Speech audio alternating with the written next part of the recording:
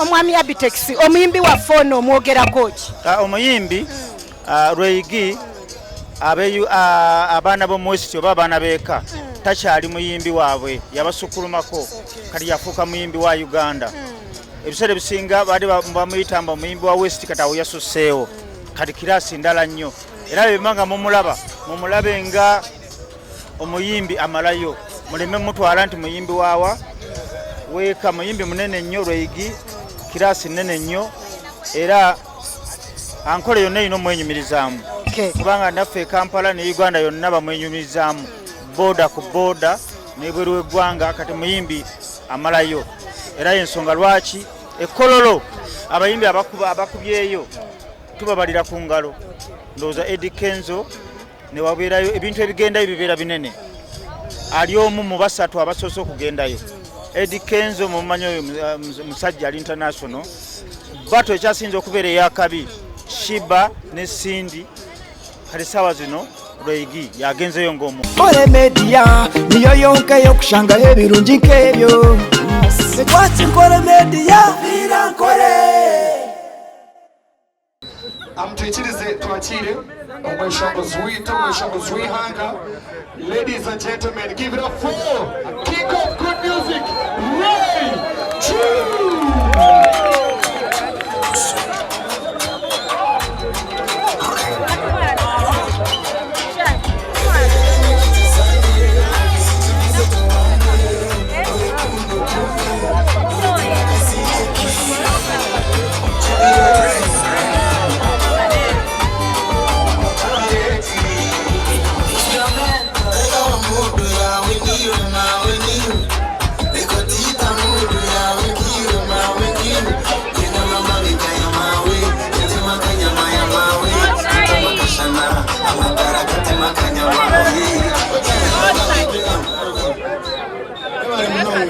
Mkabashangona mgurikizaji chashangona chirango driver wa mudu yawe niwe ashikumanisa emberewe ne kwasa kwikaweza kunyiga kushemererwa kurwana chona niyo kubacira uyine ability so niyo driver wa mudu yawe wale wawanyigo tajoto muntu yako ushinga kunyiga.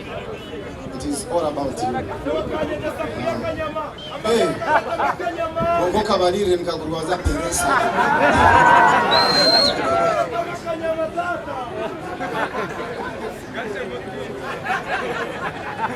Mwewe mnunga kuija na rukundo nyingi.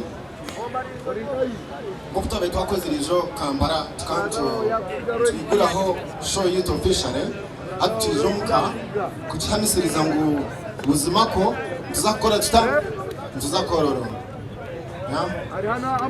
umuriye kintu nyongera gusima abacagikire ba sponsors bebembirwe NBS Jojo Group NTN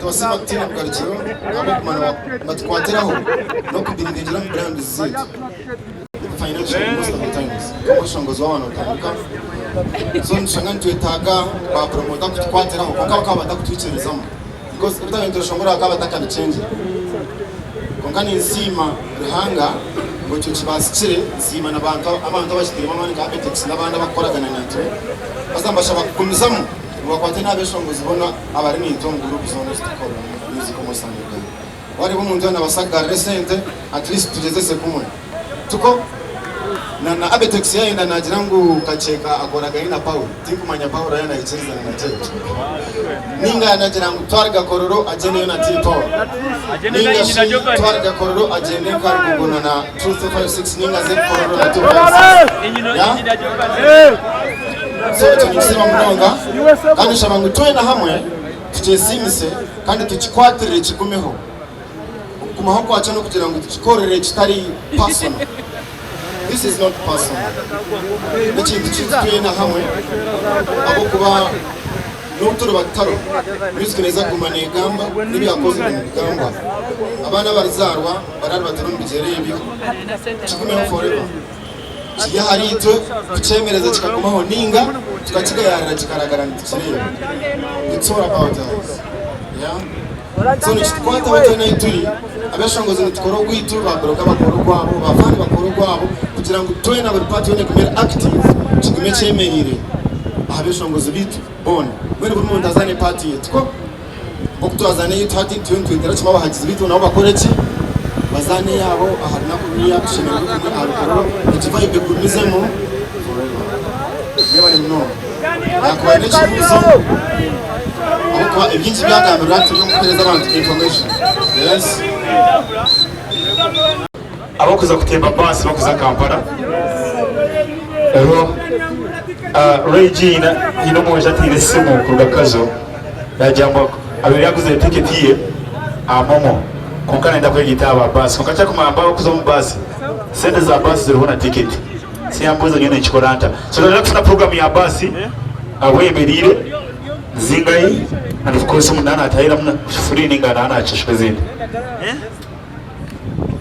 program ya basi bamena kuteka hawo imbere rikiria kugira abari kwenda kugenda umuntu ndaba bamuhe transport ayine ticket ye ko kitabyo no mu kiteganisa mu kwenda kutambula so bambenda ngo bashareho ka management na team ya Ambetex by Tuesday next week to bet in a poster ekugambara bus na details with price ya ticket na how to get it and everything.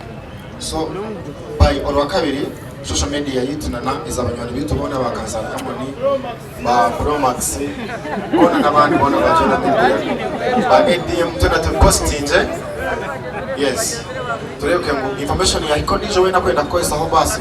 Thank you very much. Tuzomteza direct chukumiza mvuzo mvuzo kumiraho bijyana na telekanisa wese Ambetex nanda kuza na style ya dance ya Michael Jackson. We better eat all the time because it's still kuhereza music vibe ejo tukumanzi jonjera mebirungo every time. So this time around when nzaku shemeza matuka ndonga kusinga awaburi ya yeni yabuze chini cha kabiri yabuza omwana we are the same it's done time and impact in music itakoze society but we are the same yeah. So chikuru no kuguma or real acho rukoro kabiyo wenyine because arishonga bwecho muntu atakashansa ndijo fingerprint you unique bakakwangora unique kugomo ndakuchimwe cyo mechawe so unique yehereze time yehuritsirize orecho kuruga be unique be you double ramshado ndijo wena stand tall and be yourself. Yes, yeah man Nkole Media TV, thank you so much for watching.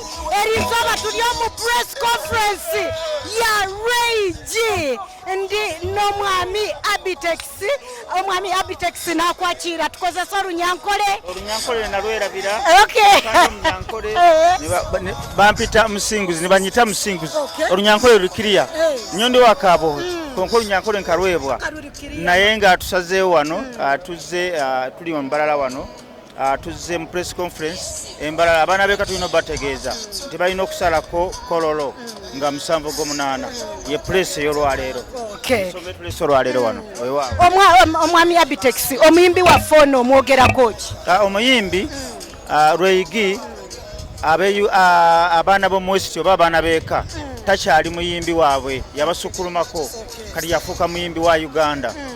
Ebiseera bisinga baali bamuyitamba omuyimbi wa West katawo yasuseewo kati kirasi ndala nnyo era bemanga mumulabe nga omuyimbi amalayo muleme mutwala nti muyimbi waawa weeka muyimbi munene nnyo Rweyigi kirasi nnene nnyo era ankole yonna ino mwenyumirizaamu kubanga naffe Kampala ne Uganda yonna bamwenyumirizaamu boda ku boda n'ebweru w'eggwanga kati muyimbi amalayo era ensonga lwaki ekololo abayimbi abakubyeyo tubabalira ku ngalo ndowooza Eddie Kenzo ne wabeerayo ebintu ebigendayo bibeera binene ali omu mu basatu abasoose okugendayo Eddie Kenzo mumanyi oyo musajja ali international bato ekyasinza okubeera eyakabi Shiba ne Cindy kati saawa zino Rweyigi yagenzeyo ng'omuntu omu omuyimbi omu kintu kyamaanyi si kyakuzanya kya byafaayo era kolo olunaku abamu West mwali badde mukitwala nga lunaku olw'okuwummula public holiday tusaleko wali ekololo nga 7/8. Okay, kino kiwe kyakuyiga ki ku baana b'eno aba Western Uganda mu music industry bakole nnyo n'amaanyi? okuyimba ekisooka talent erina okubeeramu. Ekisooka tosooka kubeera kukulembeza nnyo ssente. Talent erina okubeeramu kyekisooka. Olina okwagala omulimu gwo. Kakati Lweyigi kyakulabirako kyamaanyi eri abayimbi abayimba ennyimba ezeeka nga bayimbira eyo. Alina okubeera ekyokulabirako nti osobola okuba oluyimba mu lulimi lwo ne lutabaala Uganda yonna. Kuba wano twali tuyimba ennyimba z'Abakongo naye nga tetumanyi kyebayimba. Kati ne Lweyigi omuntu awulira ennyimba ze n'anyumirwa naye nga tawulira na byayimba. Ekyokulabirako nti naawe osobola oli ggulu owedira ow'eppakwaki Lweyigi alina okubeera ekyokulabirako nti naawe osobola okukikola n'okurosinga n'omalayo Uganda yonna. Gwe ng'omutegesi w'ekivulu kino mbadde nsaba okoowoole abantu b'omu Western mu lulimi olwaffe olw'Abanyankole. Nja kukuba embogo ate nswale naye ng'abantu baffe abeeka bampita musinguzi era bagenda kunziika awo Kaboohe munda. Ndi muzzukulu wa James Kafooloma, kitange baali bamuyita Yosa Mukakoma, mange yali mukazi mu Kiga, Jovia Kamashamba kitange Yosa Mukakoma, baagera kunziika Kaboohe oba mu West. Nkoowola abantu mwenna mu West ne mu Uganda yonna tuwagire Lweyigi nga 7 Ogw'omunaana Ekololo. Tubalize. Thank you so much.